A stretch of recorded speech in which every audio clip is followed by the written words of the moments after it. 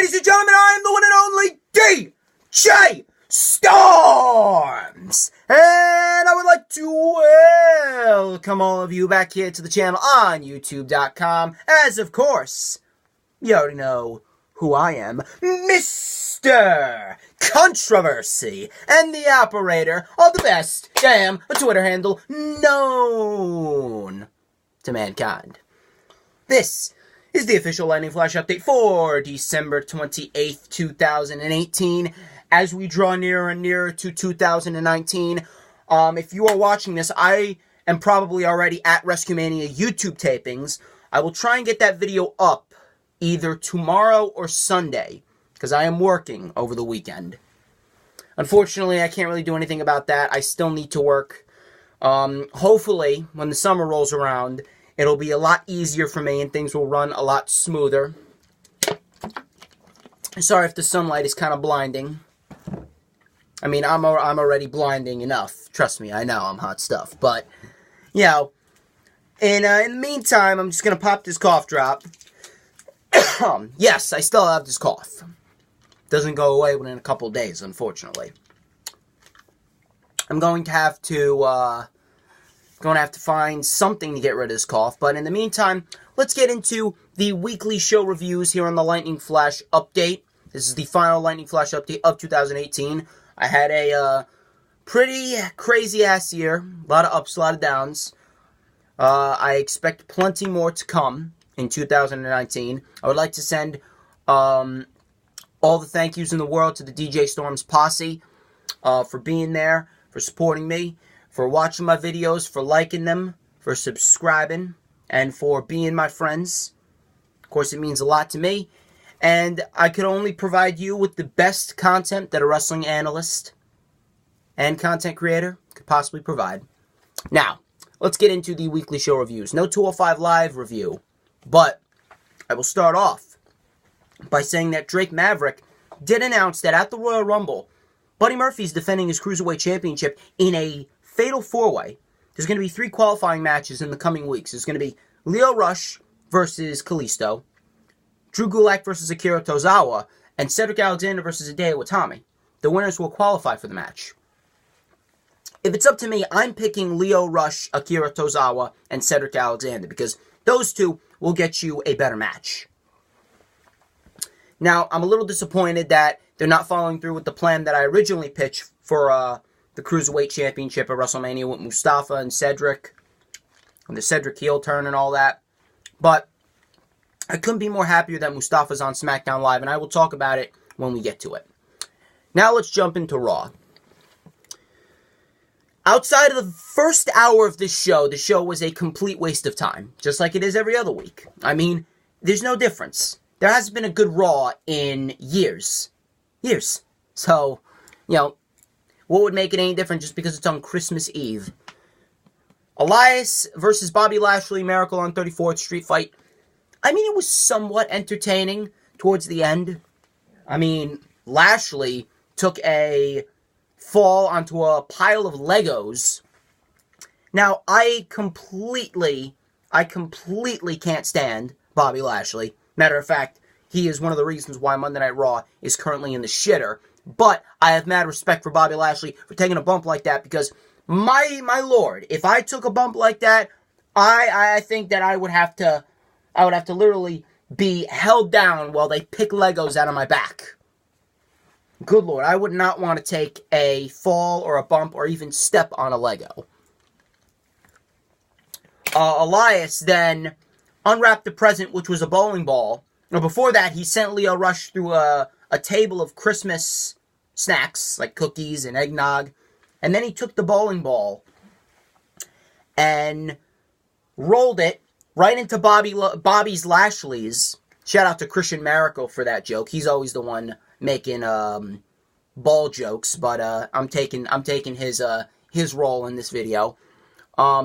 He rolled it right into Bobby Lashley's nuts, and Lashley was conveniently laying in the corner. Rolled it right into Bobby Lashley's nuts. Opened another gift, which was a cello. Hit Lashley over the back with it. 1, 2, 3, Elias wins. And that was pretty much it. Rude and Gable versus the Revival for the Raw Tag Team titles. This was a nice, fast-paced, competitive match. And I like what they did here with Rude and Gable. Rude, we all know that Rude should be a heel, but in the ring, Rude is a very good wrestler. Rude was getting fired up. Rude was taking out the Revival. Spinebuster dash kicks out. The Revival went for a double team move, but Rude shoved Dash out of the ring, and Gable rolled him up. 1, 2, 3. Gable and Rude retained, but Dash was the legal man. Gable pinned Scott Dawson.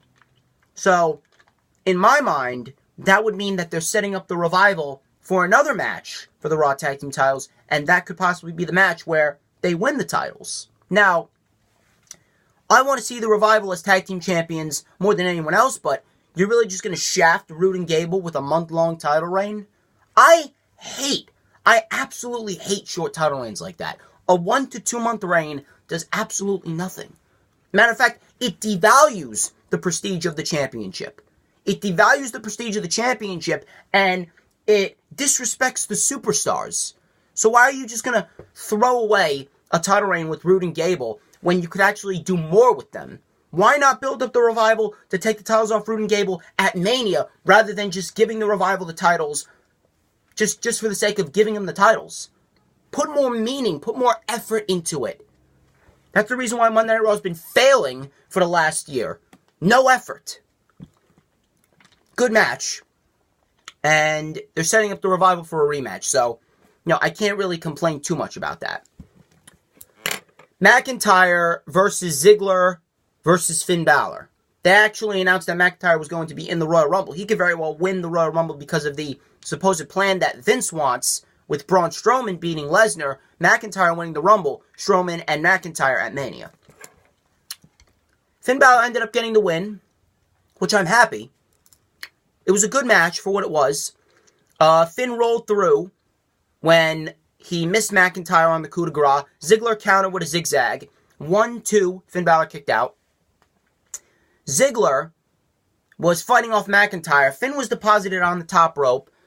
Ziggler with a super kick. Fell into the cover on McIntyre. Finn broke it up with a coup de grace. Took out McIntyre. Shotgun dropkick into the corner. Coup de grace to Ziggler. 1, 2, 3. And Dolph Ziggler is pinned. Finn Balor wins the triple threat. Drew tried to attack Dolph afterwards. Dolph caught him with a zigzag.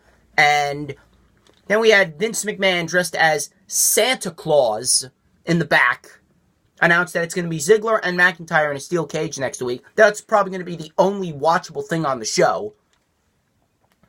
Then he announces women's tag team titles are coming in 2019. And conveniently after that, we get a 6-woman tag with Sasha, Bayley, Ember, Dana, Alicia, and Mickie James. Whatever. Oh, by the way, I actually saw something on Twitter. Some fucking idiot. I can't remember who it was. I deal with these low-life, unintelligent morons on a daily basis on Twitter, but I'm trying to think. I can't remember the name, but this loser tweeted some photo, I think it was. She tweeted hashtag Women's Tag Team Championship. And then she tweeted a picture of the Bella Twins. Excuse me. So let me get this straight.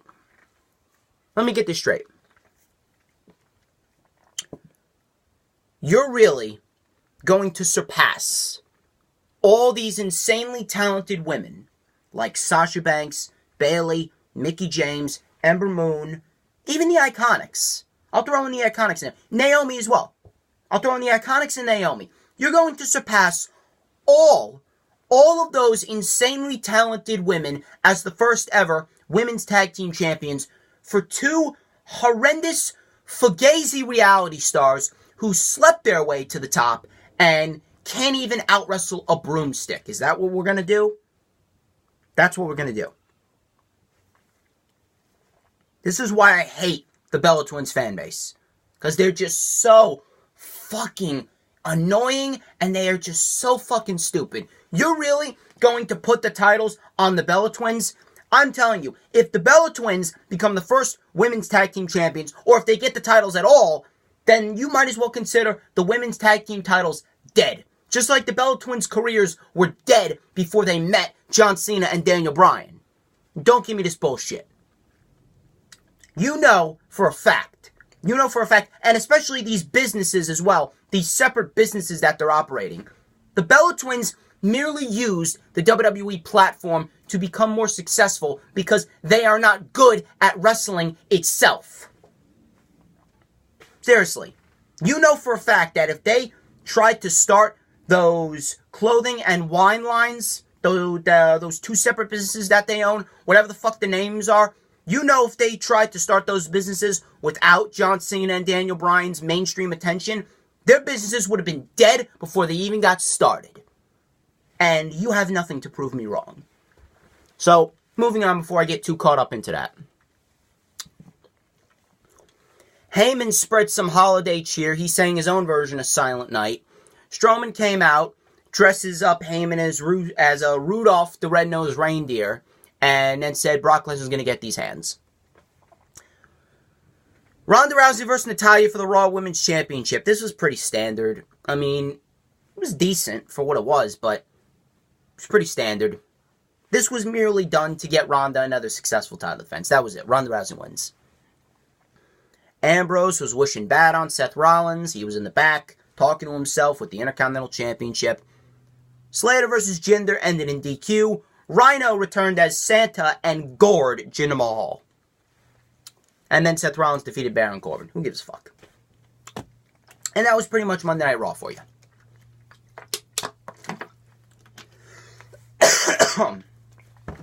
Moving on. SmackDown actually had a lot more to offer. That's not hard when you're competing against Monday Night Raw.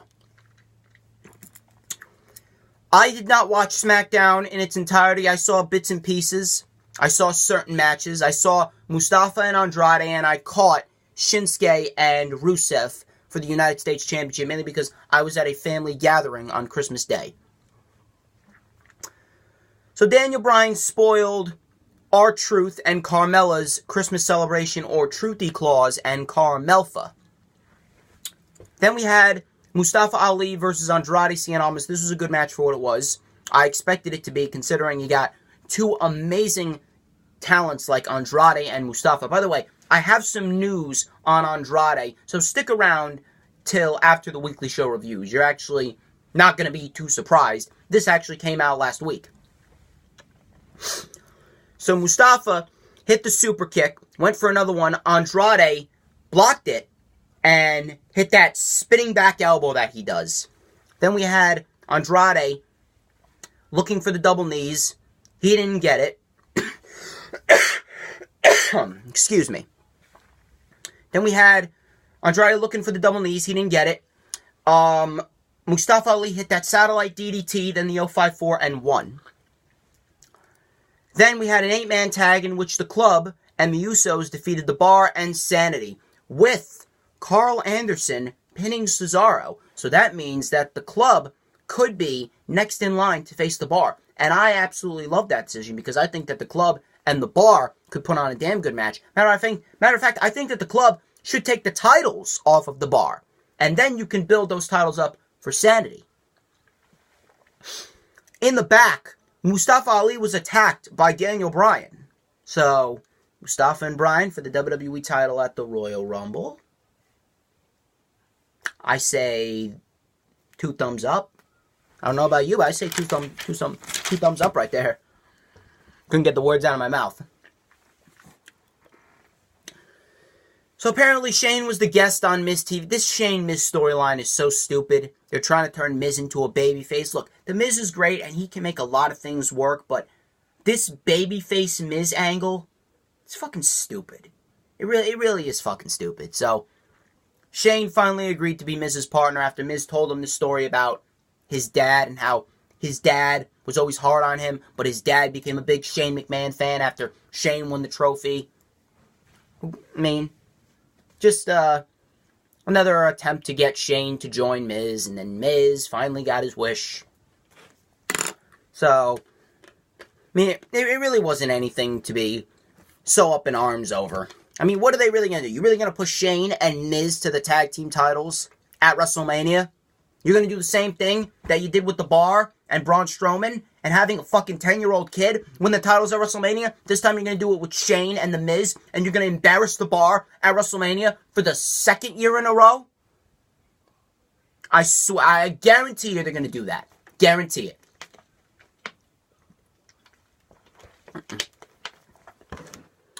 Rusev versus Shinsuke Nakamura for the United States Championship. This was a fantastic match. I absolutely love this match.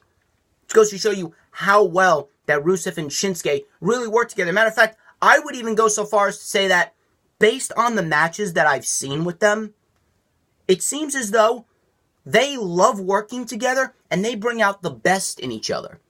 They really do. They've been putting on some of the most underrated matches of the year throughout the entire year. Let's go back and watch their match at Crown Jewel.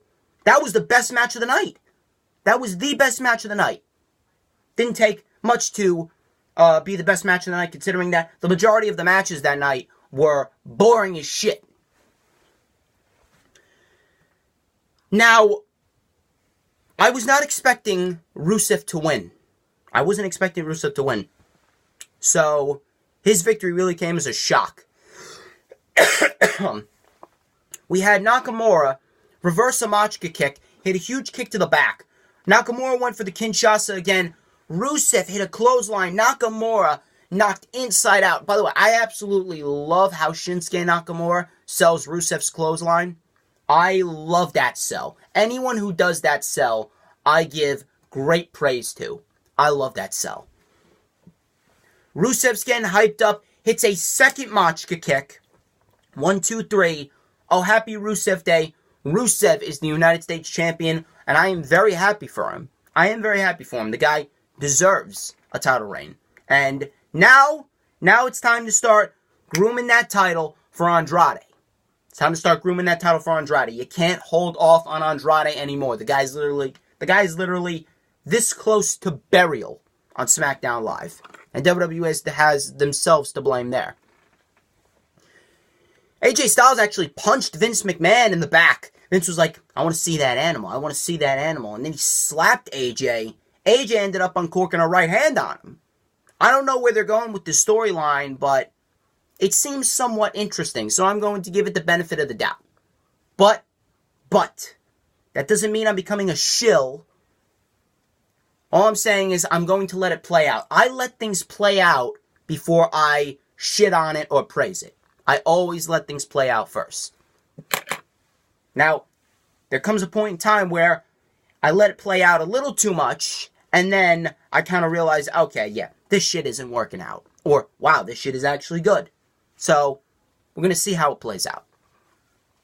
Overall, not a bad episode of SmackDown Live. Could have been better, but again, it was on Christmas. The crowd was exhausted. So, outside of Rusev and Shinsuke Nakamura and the fact that AJ punched Vince McMahon, it wasn't really all that special. I mean, it was decent for what it was, but not all that special.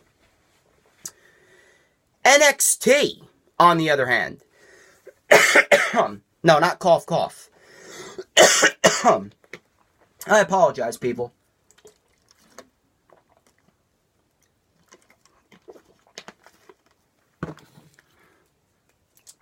This dry cough just won't leave me alone. But NXT was a very good show. It had a lot to offer and a lot of new plans building towards NXT TakeOver Phoenix. One specifically was the Fatal 4-Way between Bianca Belair, Lacey Evans, Io Shirai, and Mia Yim. This was a good match. It was competitive. We had Mia Yim and Io Shirai working together. Shirai mounted a comeback against Bianca with the 619 and the missile dropkick from the top. We had, I think it was Lacey Evans hit the women's right on Mia Yim. Bianca Belair broke it up. Then, I believe Bianca Belair, I think it was like a military press or something. Regardless, Bianca Belair just tossed Io Shirai out of the ring onto, I think it was a it was a alley-oop back body drop. Tossed Io Shirai onto Mia Yim. I think it was the other way around. Regardless, tossed one of those women onto the other. Hit the KOD on Lacey Evans. Pinned Lacey Evans. Bianca Belair is moving on to NXT TakeOver Phoenix to face off against Shayna Baszler for the title. I was not expecting this. I was not expecting it at all. I didn't think they were going to do heel versus heel. But with the role that Bianca Belair is on, it's hard not to give her a title match. Let's see what she can do against Shayna Baszler. Shayna Baszler, of course, is one of, if not the best women right now in all of WWE. Her and Becky Lynch are doing wonders right now. Her and Becky Lynch are up here. Everyone else is down here. Jackson Riker of the Forgotten Sons defeated a jobber. Pretty standard, nothing special. Ciampa was in the back. The camera in the dark room with his championship, and he was talking about Johnny Gargano. He said, well, Johnny Gargano pinned Aleister Black, #1 contender for the NXT Championship. Now, he can't get a shot at my championship, but maybe he should get a shot at another championship, let's say the North American Championship. So he's going, think about it, Johnny. 2 kids taking over the world, just like we planned. Ciampa, NXT champion. Gargano, North American champion. Gargano and Ricochet for the North American Championship. Do they give it to Gargano? I don't know. I don't know. But Gargano and Ricochet, to me, that sounds like match of the year 2019. That's all I was hearing from Tommaso Ciampa. Match of the year 2019. So, if they're going to go with that, then I say 2 thumbs up. So, go ahead. I'd love to see Gargano and Ricochet for the NXT North American Championship. I'm like a kid in the candy store with shit like that. The main event was a very good NXT Championship match between Heavy Machinery and the Undisputed Era. I loved the chemistry between the two.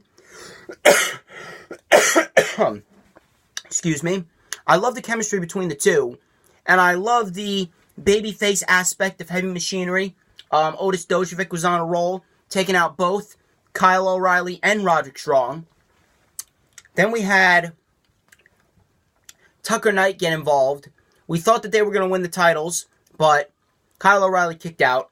Then Kyle O'Reilly and Roderick Strong just said, all right, you know what? I've had enough of this. They took charge. They took out Tucker Knight. They hit that total elimination, that rocket kick leg sweep combination, pinned Otis Dojovic to end this match. Very good NXT Championship match. They walked away. They won clean. They won clean as well. And all members of the Undisputed Era stood on stage to end the last episode of NXT for 2018. So, all in all, I say that's a pretty good episode of NXT.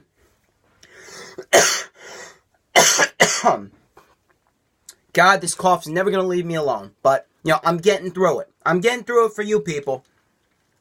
Now, let's get into the news, rumors, and reports, and then I'm going to get out of here, and I'm going to get ready for Rescue Mania. So, number 1.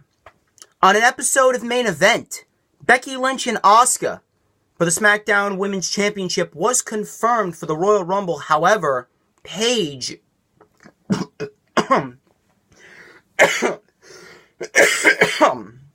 I'm sorry.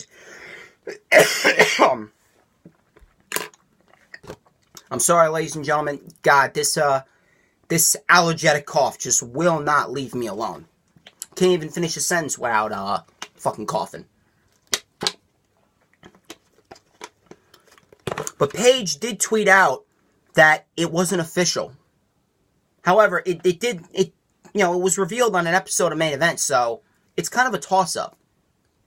It really is kind of a toss-up. Now, for all I know, they still could go forth with it. For all I know, they still could go forth with Becky Lynch and Asuka for the SmackDown Live Women's Championship at NXT TakeOver. Or not NXT TakeOver, the Royal Rumble, sorry. For all I know, they could still do that. But, you know, it was kind of confusing. It was kind of confusing because first on an episode of Main Event, I believe that's on Hulu, it was confirmed and it was revealed, and then Paige tweets out that it's not. Now, they could very well go forth with it, and most likely they're probably going to announce it on maybe the first SmackDown Live of 2019 or leading up to the Royal Rumble. But I thought I'd just throw that in there because it kind of seemed a little confusing at first. Hopefully I made some light of it. Sorry. Next report. Dave Meltzer confirmed that Andrade Cien Almas is currently unhappy with his position in WWE on SmackDown Live. Now, the Wrestling Observer also noted that Mexican star Rush, now I don't really know who Rush is, but I know a while back WWE was scouting a lot of Mexican talent like Rey Fenix and Bandito. I remember that. So Rush might have been one of the talents that they were scouting for in the Mexican wrestling area specifically. Now, the Wrestling Observer newsletter noted that Mexican star Rush turned down an offer with WWE. They actually turned down an offer with WWE because he is currently friends with Andrade Cien Almas, and he knew how unhappy he was with his current position on SmackDown Live. Now, this has happened before with Almas. This has happened before with Almas because I remember there was reports going around that Almas was close to quitting because he was unhappy with his position in NXT before they gave him Zelina Vega and he got this big push. I think Almas is going through the same thing, but you see, WWE doesn't really realize what they have with Almas. Almas should have been in the United States Championship picture after SummerSlam. Almas did not need to go through all these ringers with Daniel Bryan and losing to Bryan and losing to Styles. Then he lost to Jeff Hardy, losing to R-Truth in a mixed tag match. I mean, what are you doing with Almas? The guy gives you a 5-star classic at the beginning of the year, which I put at my number one match of 2018. Guy gives you a 5-star classic, and you are treating him like garbage. You are treating him like garbage on the side of the road. Why are you keeping him off television, and why are you just having him lose at every twist and turn? I mean, I'm the biggest Mustafa Ali fan that you will find. Mustafa Ali defeated Almas. I get that Mustafa had to do that, but why is Andrade being used as the Spanish Dolph Ziggler? We already have one. Finn Balor was already on the road to becoming the next Dolph Ziggler. With all of his big matches and all of his losing, now apparently WWE is starting to push him again. Why are you making Andrade into another Dolph Ziggler? Seriously. The guy should have been United States Champion by the end of the year. Rusev did not need to win the United States Championship. Does he deserve it? Yes. And I'm happy for the guy. But with the way that Andrade has been used, the United States Championship would have been a perfect championship for Andrade to get him back to where he needs to be. And then he could start challenging for the WWE Championship after SummerSlam in 2019. So, it is in WWE's best interest to start building up that championship for Andrade. I don't care how you do it, but Rusev is holding that title until WrestleMania. Give Andrade the title at WrestleMania. We know that Andrade and Rusev can put on a good match. Put him at WrestleMania with the title on the line. Give Andrade the title. It's not that hard. It's not that hard. I mean, the guy's still undefeated on pay-per-view. Why not keep that going? Come on. He has every right to be unhappy with his position because he has been used as nothing but an enhancement talent. A glorified enhancement talent. This close to burial. WWE is really got it. And they done the same thing with Sanity. They did the same thing with Sanity as well. Did the same thing with Sanity. Did the same thing with The Authors of Pain. Well, I mean, what evidence do you need? And my final report of the day before I get out of here and start coughing up a storm again. No pun intended. Cage side seats. There you go. Cage side seats reported that John Cena's next movie starts filming on January 20th.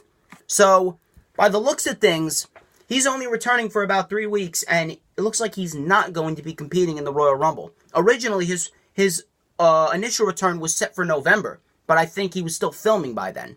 I don't think the directors, they don't want John Cena to keep on filming and wrestle at the same time. That's why John Cena didn't take any bumps over at Super Showdown, and he just did 6 moves in 1. But John Cena's time is nearly up. So WWE needs to stop relying on the past in order to just grab some ratings. That's all I gotta say about that. Well, ladies and gentlemen, that wraps up this edition of the Lightning Flash Update. I would like to thank each and every single one of you who tuned into this video. Do not forget to follow me on Twitter at StormsTakeover.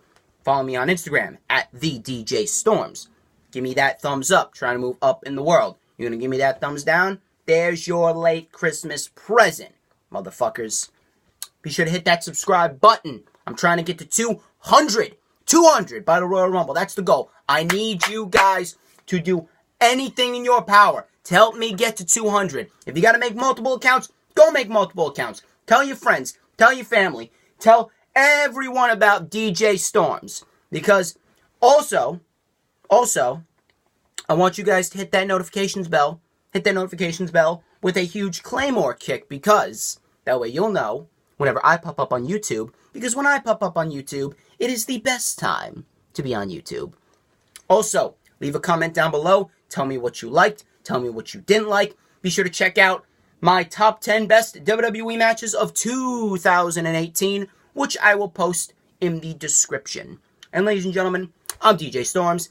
This has been the Lightning Flash Update. I will have the WrestleMania videos up for you guys, hopefully either tomorrow or Sunday, and that will be my final video of 2018. Other than that, thanks again for a great year, and I will see you in 2019.